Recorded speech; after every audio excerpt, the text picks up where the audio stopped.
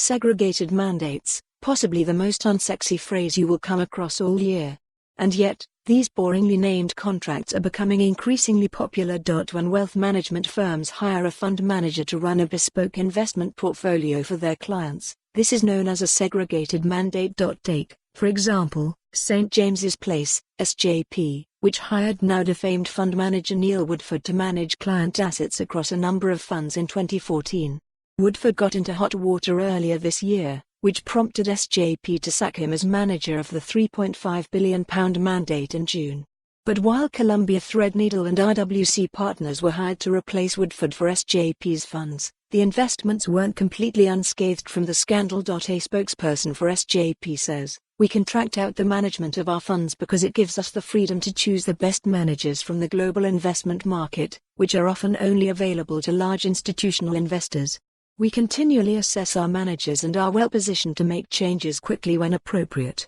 Of course, if an investment manager gets into trouble, the firm has to find someone else to run the segregated mandate instead, and this can be a complicated process, particularly compared to an off-the-shelf fund where you can simply sell it if it doesn't perform as expected. And yet despite this clear risk, more money is piling into these types of contracts.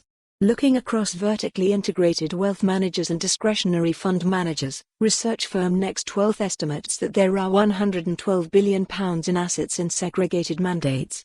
The company predicts that retail assets in segregated mandates will reach £190 billion by the end of 2020. Meanwhile, some wealth managers, like Hargreaves Lansdown, are starting to use segregated mandates within multi-manager funds too.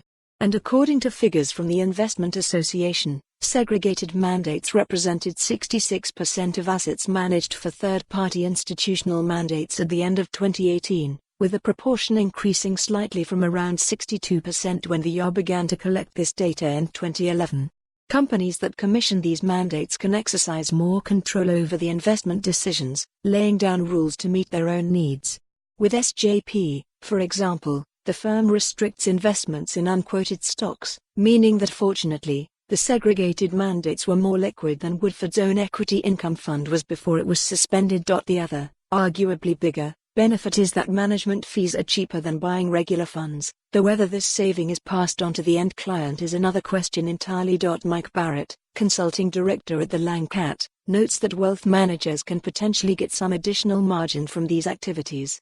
The commercial terms of the segregated mandate between wealth manager and fund group are. For more on this story, visit the news article link.